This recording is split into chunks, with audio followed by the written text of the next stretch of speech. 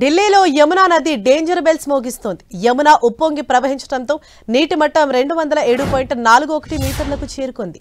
Old railway bridge దగ్గర నీటి మట్టం 207.41 మీటర్లకు పెరిగింది.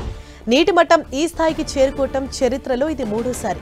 ఎగువన ఉన్న వజీరాబాద్, హథనీకుండ్ బ్యారేజీల నుంచి పెద్ద మొత్తంలో వరదను విడుదల చేస్తుండటంతో ఢిల్లీలో యమునా నీటి మట్టం పెరుగుతోంది. ఇది మరింత పెరిగే అవకాశం ఉందని హెచ్చరించారు.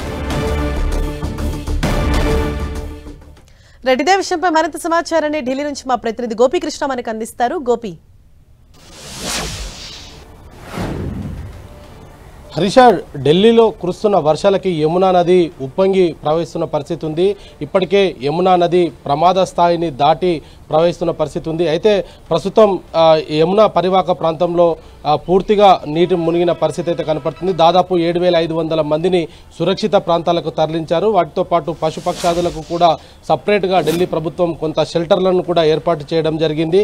అయితే ఇటు ప్రస్తుతం మనం ఢిల్లీకి సంబంధించిన అతిపెద్ద ఘాట్ ఇది. ఈ ఘాట్లో ఉన్నాం. ప్రస్తుతం ఈ శ్మశాన వాటికైన నిగంబోధ్ ఘాట్లో పూర్తిగా నీళ్లు నిలిచిపోవడం జరిగింది. ఎక్కడికక్కడ కూడా ఈ యొక్క శ్మశాన వాటికకు వచ్చే అంటే అంతిమ సంస్కారాలకి కూడా నోచుకోలేని పరిస్థితిలో ప్రస్తుతం నిగమ్ ఘాట్ ఉందని చెప్పుకోవచ్చు. పూర్తిగా వాటర్ మనం విజువల్స్లో చూడొచ్చు.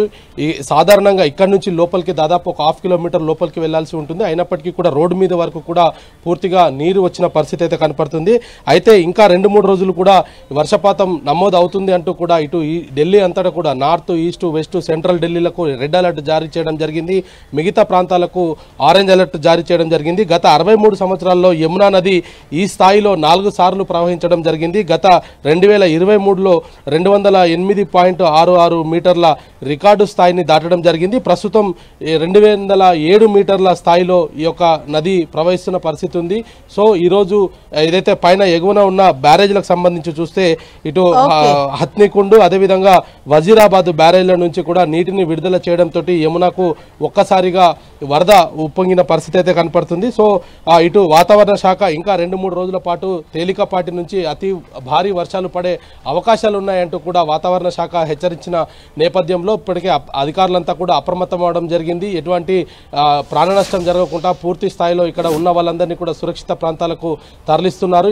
ఇక్కడ వాళ్ళకి కావాల్సిన షెల్టర్స్ను ఏర్పాటు చేయడం జరిగింది. వాళ్ళకి కావాల్సిన ఆహారం, ఇతర వసతులన్నింటినీ కూడా ప్రభుత్వం ఏర్పాటు చేస్తున్నారు. అయితే ఇంకా 2 రోజుల పాటు కూడా ఇదే వర్ష సూచన ఉండడంతో ప్రస్తుతం యమునా పరివాహక ప్రాంతాల్లో ఉన్న ప్రజలందరినీ కూడా సురక్షిత ప్రాంతాలకైతే తరలిస్తున్నారు. Harish, thank you Gopi.